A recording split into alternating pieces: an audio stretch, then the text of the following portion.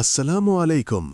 Welcome to digital future AI school, एक ऐसी जगह जहां हम आज मुस्तकबिल की टेक्नोलॉजी सीखते हैं।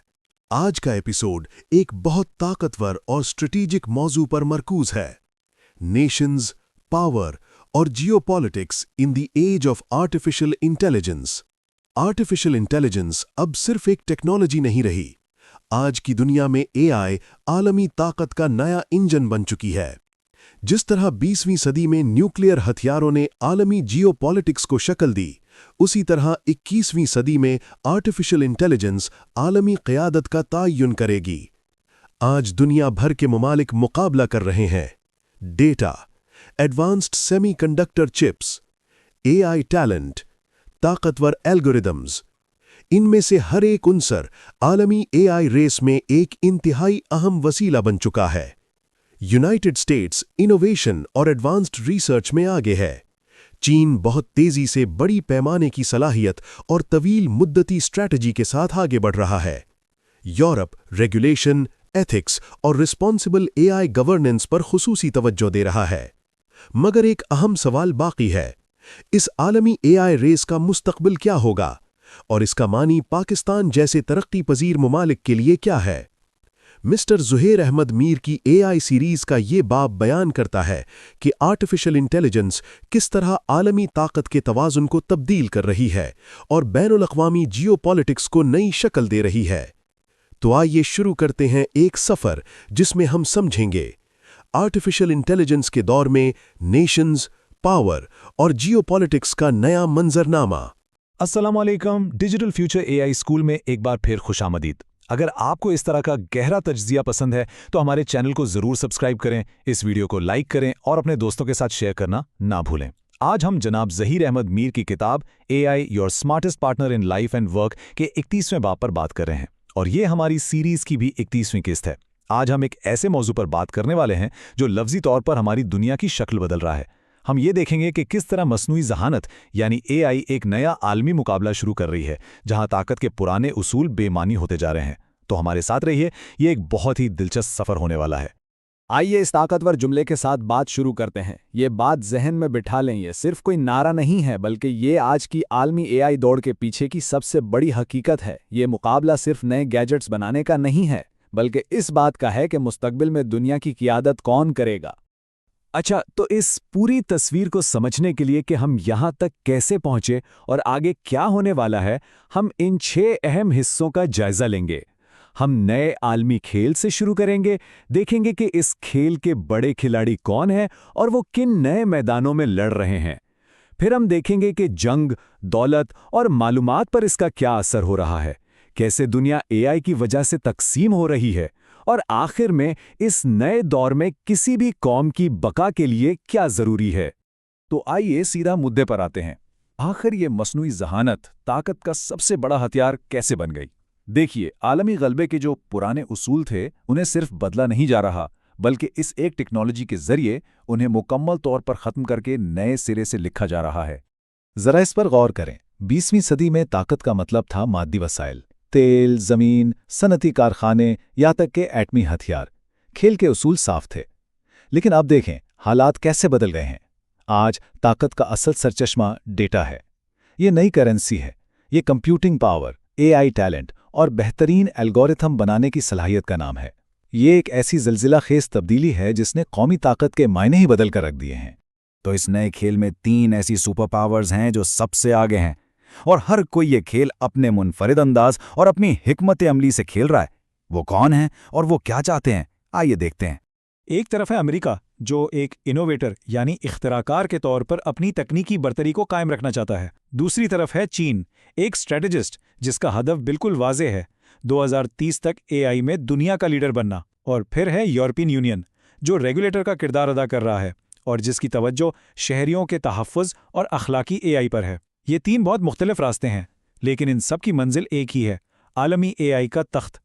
अमेरिका के ताकत का राज इसके इनोवेशन इकोसिस्टम में है। सोचें, ओपन एआई और गूगल जैसी कंपनियां क्या कर रही हैं। इसको मज़ीद तक़वियत मिलती है एनवीडिया जैसी कंपनियों की जदीद चिप्स बनाने की महारत से। और ये सब चलता है दुनिया भर से बेहतरीन टैलेंट को अपनी तरफ खींचने की कोशिश से। یہ ایک ایسا ماڈل ہے جو کھلے پن اور مقابلے پر پروان چڑھتا ہے۔ چین کا طریقہ کار بالکل مختلف ہے۔ یہاں سب کچھ ریاستی کنٹرول میں ہے۔ ان کے پاس ڈیٹا اکٹھا کرنے کی بے پناہ صلاحیت اور ملک بھر میں AI انفراسٹرکچر کو تیزی سے نافذ کرنے کا بہت بڑا فائدہ ہے۔ ان کا منصوبہ صرف بلند و بانگ نہیں بلکہ بالکل واضح اور مرکوز ہے، اور وہ ایسی رفتار سے آگے بڑھ رہے ہیں جس کا مقابلہ کرنا دوسروں کے لیے بہت مشکل ہے۔ اور پھر آتا ہے یورپی یونین، جو اپنے لیے ایک بالکل الگ میدان بنا رہا ہے۔ امریکہ یا چین سے خالص انوویشن میں مقابلہ کرنے کے بجائے وہ اخلاقی AI کے لیے عالمی معیار قائم کر رہے ہیں۔ ان کی بنیادی توجہ ریگولیشن پر ہے، اس بات کو یقینی بنانا کہ AI محفوظ ہو اور انسانی حقوق کا تحفظ کرے۔ ایک طرح سے وہ اس دوڑ میں دنیا کا ضمیر بننے کی کوشش کر رہے ہیں۔ اب جب کہ ہم اہم کھلاڑیوں کو جان چکے ہیں، آئیے دیکھتے ہیں کہ وہ لڑ کس چیز کے لیے رہے ہیں۔ اب جنگ زمین یا قدرتی وسائل کے لیے نہیں لڑی جا رہی، طاقت کے نئے میدان مکمل طور پر ڈیجیٹل ہیں۔ اس جنگ کے مرکز میں ہیں یہ چھوٹی مگر ناقابل یقین حد تک طاقتور چیزیں، جدید چپس یعنی سیمی کنڈکٹرز۔ انہیں کسی بھی AI سسٹم کا دماغ سمجھ لیں، ان کے بغیر جدید ترین AI ماڈرن کام ہی نہیں کر سکتے، اور جو بھی ان کی پیداوار کو کنٹرول کرتا ہے اس کے پاس عالمی بساط پر زبردست طاقت ہوتی ہے۔ اور یہ بات بالکل درست ہے کہ تائیوان کی TSMC پر عالمی انحصار دنیا کا سب سے بڑا سیکیورٹی رسک ہے۔ یہ ایک کمپنی اور ایک جغرافیائی مقام پر طاقت کا اتنا بڑا ارتکاز ہے۔ یہ اس بات کی نشاندہی کرتا ہے کہ عالمی سپلائی چین کتنی نازک ہے اور قومیں چپ کی خود مختاری کے لیے کیوں ہاتھ پاؤں مار رہی ہیں۔ اگر چپس دماغ ہیں تو ڈیٹا اس کا ایندھن ہے۔ آپ نے یہ جملہ بہت سنا ہوگا کہ ڈیٹا نیا تیل ہے، اور یہ بالکل سچ ہے۔ AI ماڈلز کو تربیت دینے اور انہیں ذہین بنانے کے لیے بہت بڑے ڈیٹا کی ضرورت ہوتی ہے۔ یہی وجہ ہے کہ آج ڈیٹا تک رسائی اور اس پر کنٹرول ایک بہت ہی اہم قومی اثاثہ ہے۔ اور آخر میں آتے ہیں الگوریدم۔ یہ وہ کوڈ ہے آپریشن کا اصل دماغ۔ یہ اس سارے ڈیٹا کو لیتے ہیں اور اسے قابل عمل معلومات میں بدلتے ہیں۔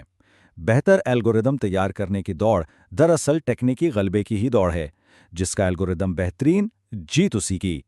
تو اب جب ہم جان چکے ہیں کہ کن وسائل کے لیے جنگ ہو رہی ہے، آئیے حقیقی دنیا کے نتائج پر بات کرتے ہیں۔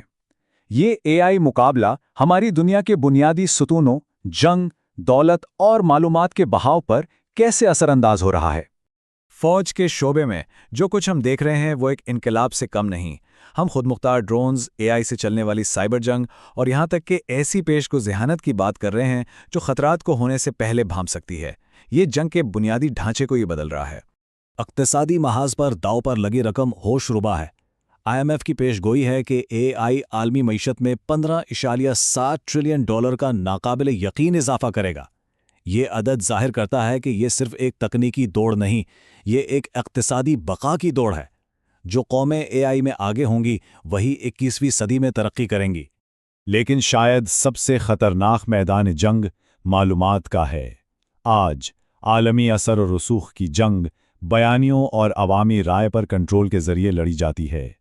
اس جنگ میں AI سب سے طاقتور ہتھیار ہے، جسے غلط معلومات پھیلانے یا عوامی تاثرات کو ایک بے مثال پیمانے پر تشکیل دینے کے لیے استعمال کیا جا سکتا ہے۔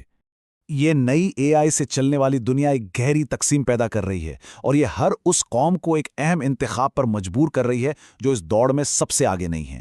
اگر آپ امریکہ، چین یا یورپین یونین نہیں ہیں تو آپ کیا کرتے ہیں؟ ترقی پذیر ممالک کے لیے واقعی دو راستے ہیں۔ ایک راستہ ڈیٹا کالونی بننے، اقتصادی خود مختاری کھونے اور برین ڈرین کا شکار ہونے کے خطرے کی طرف جاتا ہے، لیکن دوسرا راستہ بہت بڑے مواقع پیش کرتا ہے۔ تعلیم، زراعت، صحت کی دیکھ بھال کے لیے AI کا استعمال کرنے اور عالمی سرمایہ کاری کو راغب کرنے کا موقع۔ وہ جو انتخاب کریں گے وہی ان کے مستقبل کا تعین کرے گا۔ تو صحیح راستے پر رہنے کے لیے کیا کرنا ہوگا؟ قومیں اس نئے دور میں کیسے زندہ رہ سکتی ہیں اور یہاں تک کہ ترقی بھی کر سکتی ہیں؟ خوش قسمتی سے اس کے لیے ایک بلو پرنٹ موجود ہے۔ یہ فریم ورک ہمیں ایک مضبوط AI قوم کے لیے ضروری بنیادی اجزاء دکھاتا ہے۔ اس کا آغاز تعلیم اور انفراسٹرکچر سے ہوتا ہے، لیکن اس کے لیے مضبوط ڈیٹا پروٹیکشن، AI سے چلنے والی حکمرانی اور تحقیق و اختراع پر توجہ بھی ضروری ہے۔ یہ ایک جامع نقطہ نظر ہے جو AI کے دور میں کامیابی کے لیے ناگزیر ہے۔ جیسے جیسے قومیں یہ فیصلے کرتی ہیں، ایک نیا عالمی درجہ بندی کا نظام ابھر رہا ہے۔ ہم ایک ایسی دنیا دیکھیں گے جو اب جغرافیہ سے نہیں بلکہ اے آئی کی صلاحیت سے تقسیم ہوگی۔ اے آئی سپر پاورز ہوں گی، اے آئی پر مناصر ممالک ہوں گے، اے آئی انوویٹرز ہوں گے اور ڈیجیٹل طور پر غریب معیشتیں بھی ہوں گی۔ یہ وہ نئی حقیقت ہے جس کا ہمیں سامنا کرنا ہے۔ اور یہ ہمیں اپنے آخری اور سوچنے پر مجبور کرنے والے سوال پر لاتا ہے۔ اے آئی کے دور میں ایک قوم کی تقدیر کا تعین کیا کرے گا؟ اس کا علاقہ یا اس کا ٹیلنٹ؟ ایک ایسی دنیا میں جہاں الگورتھم فوجوں سے زیادہ اہمیت رکھ سکتے ہیں، اس سوال کا جواب ہمیں ایک بالکل نئے مستقبل کی طرف لے جاتا ہے۔ اس سفر میں ہمارے ساتھ شامل ہونے کا بہت شکریہ۔